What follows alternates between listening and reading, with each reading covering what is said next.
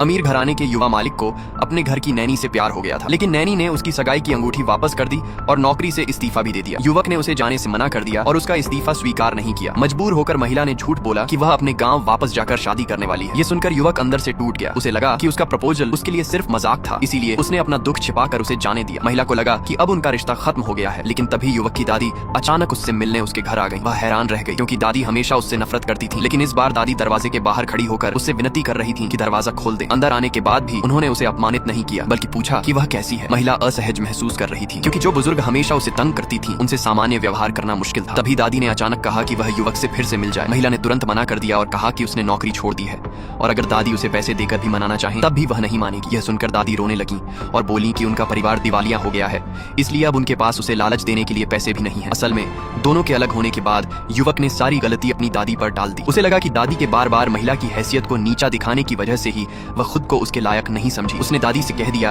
कि अगर वे महिला से माफी नहीं मांगेंगी तो वह परिवार का सारा कारोबार छोड़ देगा। दादी ने सोचा था कि वह सिर्फ धमकी दे रहा है, लेकिन उसने सच में सब छोड़ दिया। ऊपर से उसके पिता को व्यापार की समझ नहीं थी और उन्होंने गलत निवेश कर दिए, जिससे पूरा परिवार बर्बाद हो गया। यह सुनकर महिला चौंक गई और तुरंत कोट उठाकर उसके घर जाने के लिए निकल पड़ी, लेकिन जैसे ही वह गई दादी के चेहरे पर चालाक मुस्कान आ गई। उधर युवक को जैसे ही पता चला कि महिला आ रही है उसने तुरंत बीमार होने का नाटक शुरू कर दिया। वह जानबूझकर कमजोर बनकर कहने लगा कि उसके पूरे शरीर में दर्द है। महिला उसे लेकर बहुत चिंतित हो गई। उसे देखकर युवक चोरी छिपे मुस्कुराया, लेकिन महिला ने यह देख लिया और समझ गई कि वह बीमारी का नाटक कर रहा है। इसका मतलब दादी ने भी उससे झूठ बोला था। गुस्से में महिला जाने लगी, लेकिन युवक उसे रोकने के लिए पीछे भागा और गलती से गिरकर अपने घुटने में चोट लगा बैठा। यह देखकर महिला तुरंत उसे उठाने दौड़ी। तभी उसने ध्यान दिया कि युवक काफी दुबला हो गया था। सही मौका देखकर नौकर ने भी कह दिया कि महिला के जाने के बाद से युवक ने ठीक से खाना नहीं खाया और वह सच में दिवालिया हो चुका है। जल्द ही हवेली के सारे नौकरों को भी निकाल दिया जाएगा। आखिरकार महिला का दिल पिघल गया और उसने वहीं रुककर उसकी देखभाल करने के लिए हामी भर दी। युवक बहुत खुश हुआ और उसने तय किया कि अब वह महिला को पूरी तरह अपने प्यार में डालकर रहेगा। उस रात महिला ने दवा निकालकर उसे खाने को दी, लेकिन युवक ने यह कहकर मना कर दिया